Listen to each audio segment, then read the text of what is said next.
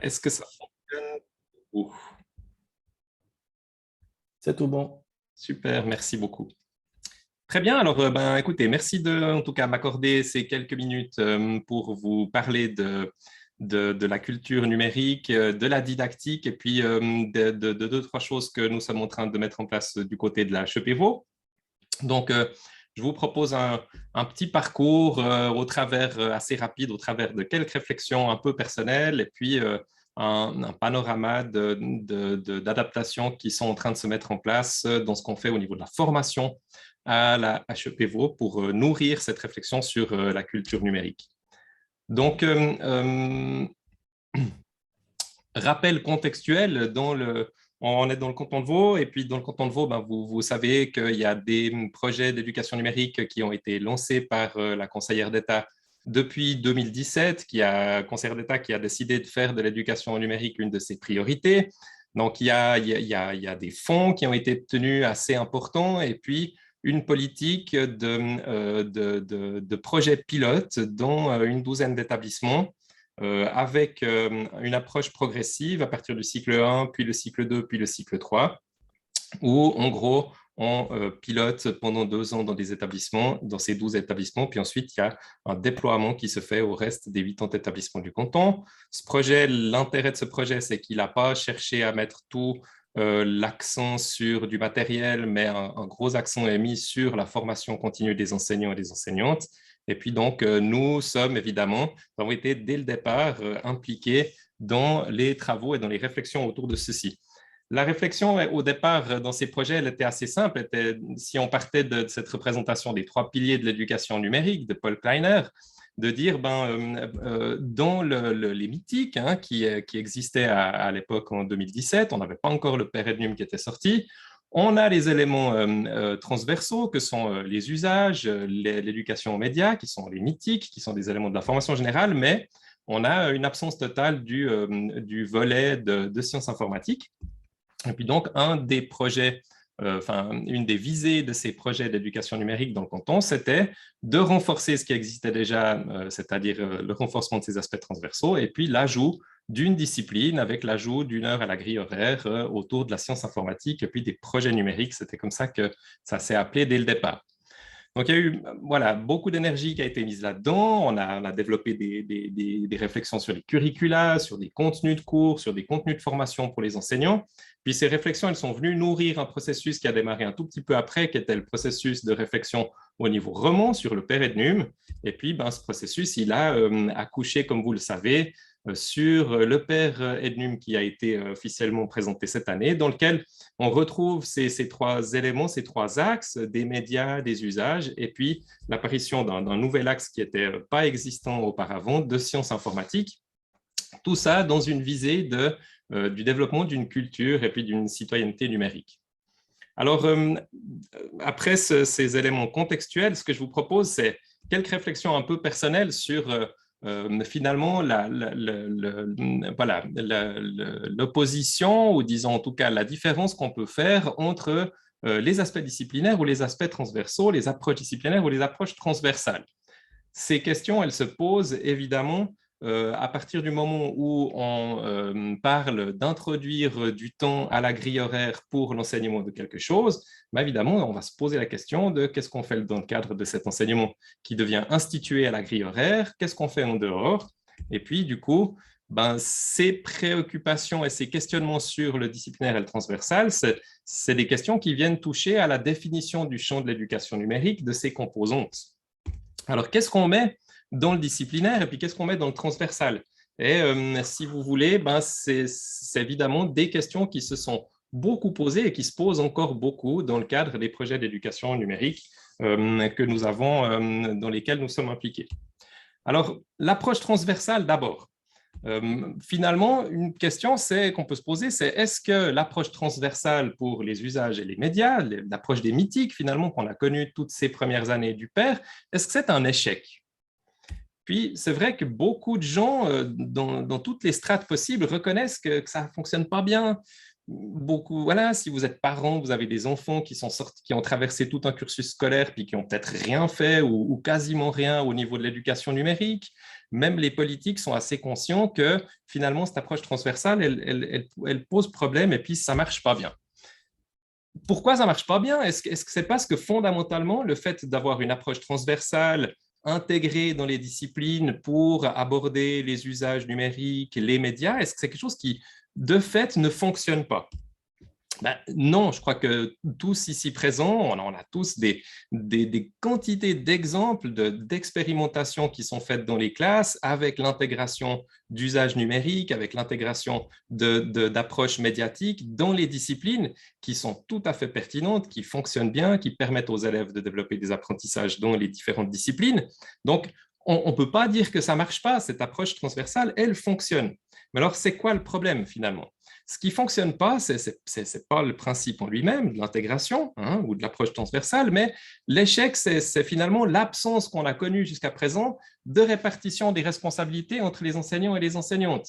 Dans l'approche qui a été celle des mythiques jusqu'à présent, le développement de ces compétences numériques transversales, c'était un peu l'affaire de tous. Voilà. Tous les enseignants ont la responsabilité de permettre aux élèves de développer ces compétences numériques. Puis finalement, ce qui est de la responsabilité de tous, c'est la responsabilité de personne, parce qu'au final, on s'appuie, on va toujours un peu pouvoir se dire que c'est mes collègues qui vont s'en charger dans un autre cours, dans une autre année. Et personnellement, l'analyse que je fais de cette situation, c'est problématique de ne pas définir plus clairement, en fait, quelles sont les responsabilités liées au développement de ces compétences transversales.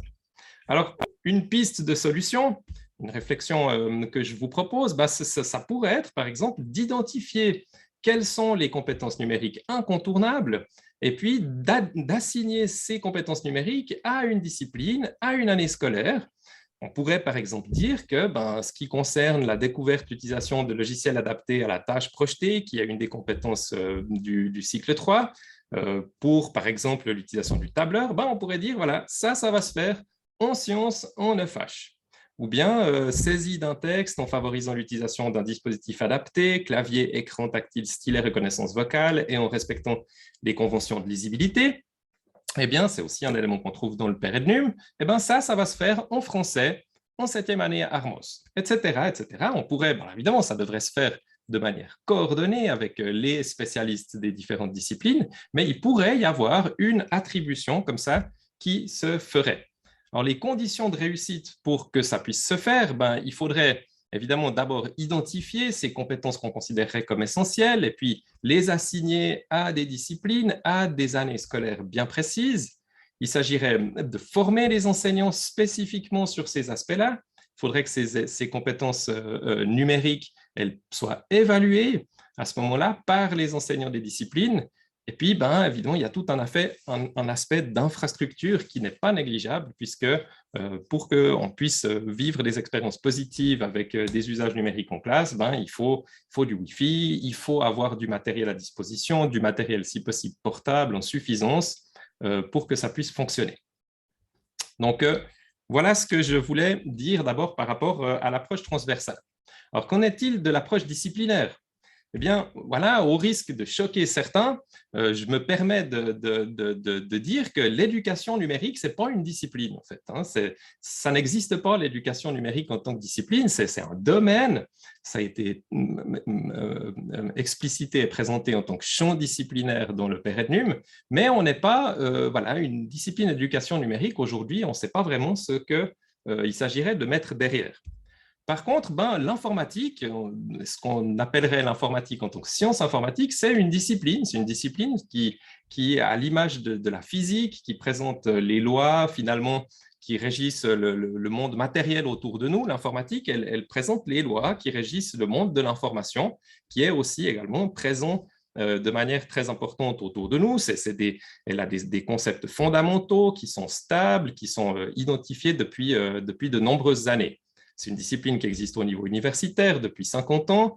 Et puis, le champ de la didactique d'informatique, c'est aussi un champ de recherche identifié avec des publications, etc.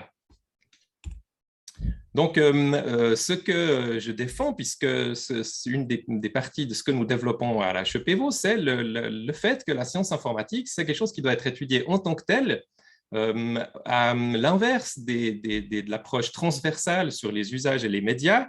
La science informatique, on ne peut pas s'appuyer sur la science informatique, on ne peut pas utiliser la science informatique comme un outil au service du développement de connaissances dans d'autres disciplines.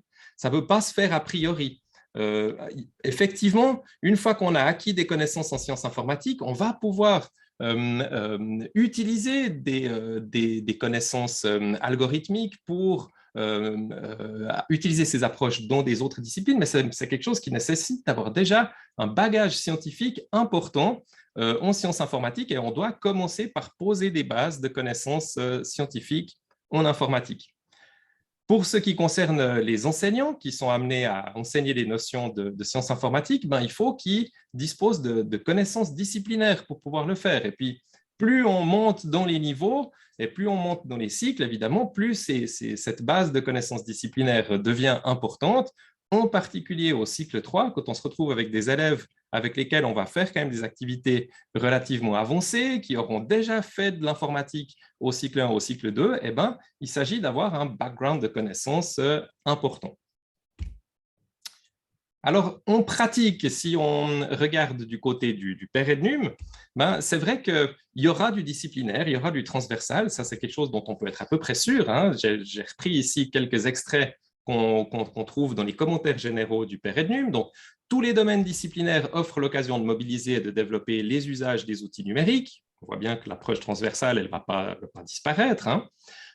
À propos de l'axe sciences informatiques, on mentionne que cet axe participe à l'éducation numérique en tant que matière d'un apprentissage disciplinaire. On parle bien de disciplinaire. Et puis, un enseignement disciplinaire de l'éducation numérique devient progressivement nécessaire dès le cycle 2 et au cycle 3.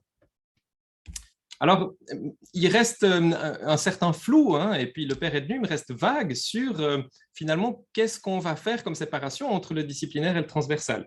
Et puis aujourd'hui, on n'a pas vraiment trop d'informations sur finalement, est-ce que dans une deuxième itération, est-ce que la CIP va apporter des clarifications et puis donnera des directives et des indications claires sur qu'est-ce qui doit se faire, par exemple, dans une heure qui serait mise à la grille horaire en termes de contenu, ou bien est-ce que ce sera simplement la liberté qui sera laissée au canton de trancher entre une approche d'une discipline sciences informatiques ou bien d'une discipline plutôt très ouverte qui porterait sur l'ensemble des trois axes, des usages, des médias et de la science informatique. Alors, je pense que j'ai encore un petit peu de temps à disposition. Très brièvement, je vous montre quelques implémentations, puisque c'était aussi la demande de Lionel qui nous avait sollicité pour ce symposium, de faire un peu le tour de ce qui est fait et ce qui n'est plus à faire dans nos institutions. Alors, c'est toujours difficile de dire ce qui est fait parce qu'on n'a jamais vraiment fini, mais voici quelques-unes des réalisations. Chez nous, on a commencé par adapter en fait le programme de nos formations en formation initiale. Et puis, pour le bachelor primaire, les futurs enseignants du primaire, on a adapté des modules numériques pour que la première année, les enseignants puissent acquérir des bases de sciences informatiques dans le cadre d'un atelier disciplinaire et puis qu'ils puissent aussi développer directement une réflexion sur les enjeux sociaux de l'informatique et des médias au travers d'un module dédié à ceci.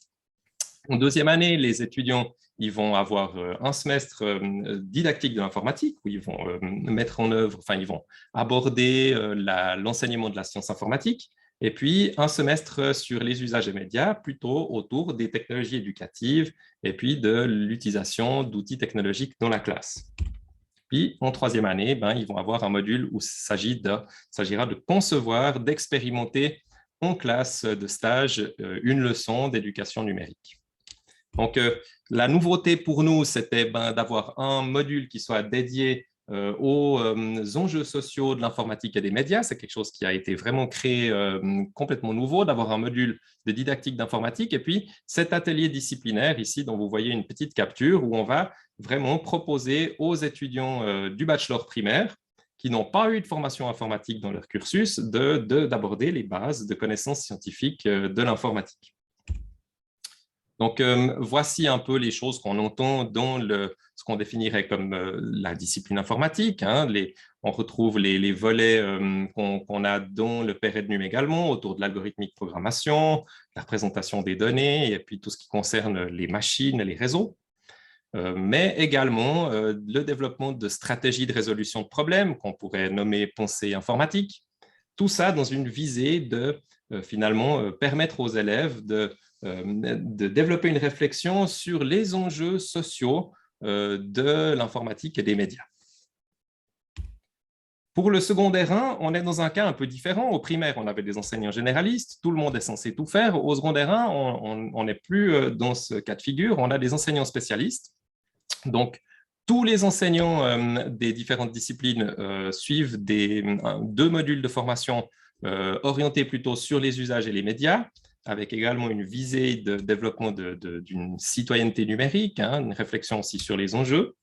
Et puis, les enseignants qui vont se spécialiser pour la nouvelle discipline éducation numérique, sciences informatiques, puis c'est comme ça qu'elle s'appelle, eh ben, ils vont pouvoir suivre des cours didactiques spécifiques de ceci. Alors, la nouveauté, c'est qu'évidemment, la grosse difficulté par rapport à la mise en place de cette heure à la grille horaire au cycle 3, c'est d'avoir des enseignants pour donner cette nouvelle discipline. Et puis, évidemment, le risque, c'est de ne pas avoir les enseignants qui soient formés pour ceci.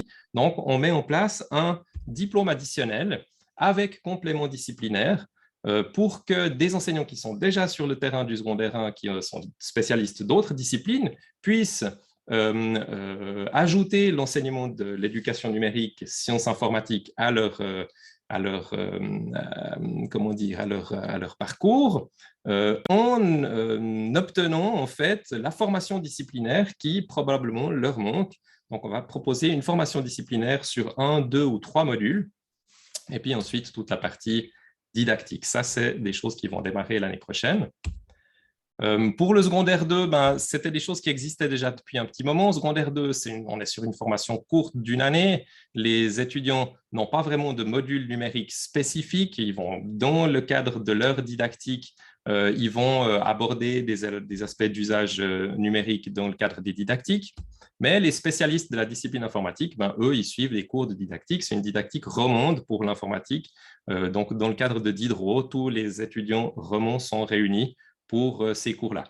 Et puis, depuis cette année, petite nouveauté, on participe à la formation JMINF, dont vous avez peut-être entendu parler, qui est un diplôme additionnel pour enseigner la discipline informatique au secondaire 2. Dans le cadre de l'introduction de la discipline obligatoire informatique, eh bien, on a maintenant cette formation pilotée par l'Université de Fribourg qui se déroule au niveau suisse pour que des profs de gymnase puissent faire un diplôme additionnel pour enseigner l'informatique. Puis, on donne la didactique à Lausanne, à HEP. Projet phare que je souhaite aussi rapidement vous présenter, c'est le projet de Future Classroom Lab. Alors, Stéphanie, qui est ici, pourrait vous en parler beaucoup mieux que moi, mais donc c'est une classe du futur. C'est un projet qui s'inscrit dans un réseau européen. C'est pour ça que ça porte ce nom en anglais. Ce n'est pas spécialement pour faire un anglicisme. L'idée, c'est d'avoir une classe, un exemple de ce que pourrait être une classe du futur avec du mobilier modulable, avec de la technologie, avec des robots, avec différentes zones que vous voyez ici, dans lesquelles les personnes qui viennent visiter le lieu peuvent s'intéresser soit à des aspects liés à la science informatique, soit à des aspects plutôt autour de la créativité, soit des aspects autour d'affichage numérique, par exemple. Et puis, on accueille dans ce lieu nos étudiants pour suivre des modules de formation complémentaires qui leur sont proposés. On accueille également des classes du canton, de la cité de Lausanne et des environs qui viennent découvrir ces lieux.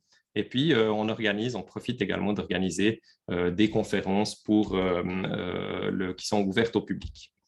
Donc, en résumé, notre approche, ce qu'on propose et ce qu'on défend en termes de développement d'une culture numérique, c'est le fait de donner à nos étudiants des bases de connaissances scientifiques en informatique pour qu'ils comprennent les phénomènes techniques dans lesquels ils vivent. Sur la base de ces connaissances disciplinaires, on veut absolument mettre en avant l'appréhension des enjeux sociaux de l'informatique et des médias, tout en n'oubliant pas, évidemment, et puis en leur permettant de développer des compétences d'usage numérique pour favoriser l'acquisition de connaissances dans les disciplines. Je sais que je suis un tout petit peu tard, donc je ne vais plus faire très long, mais il fallait quand même aussi dire ce qui reste à faire. Ce qui reste à faire, ça pourrait être une très, très longue liste, mais j'ai simplement mis 4 éléments ici. Il nous reste encore à proposer un atelier disciplinaire de sciences informatiques pour les étudiants du secondaire 1, du secondaire 2. Ça, c'est une volonté de notre direction pour que tous les étudiants, même s'ils ne sont pas spécialistes de sciences informatiques au secondaire 1, au secondaire 2, qu'ils aient la possibilité d'acquérir des bases en sciences informatiques. Il y a un gros chantier qui sera l'adaptation de tous nos modules au nouveau référentiel de compétences numériques des enseignants qui a été développé et qui est en cours encore de développement par la CIP. On veut bien entendu pas oublier les personnes ressources numériques pour lesquelles on sait qu'on a des choses à proposer. Et puis, tous les aspects de recherche qui existent déjà, je ne vous les ai pas présentés ici, mais on a besoin d'acquérir beaucoup de connaissances sur tous ces nouveaux domaines qui nous posent beaucoup de questions. Voilà, je vous remercie pour votre attention et puis je vais rendre la parole. Merci beaucoup, Gabriel, pour ce tour d'horizon des projets en cours et de l'adaptation de nos cursus avec l'arrivée de la science informatique dès le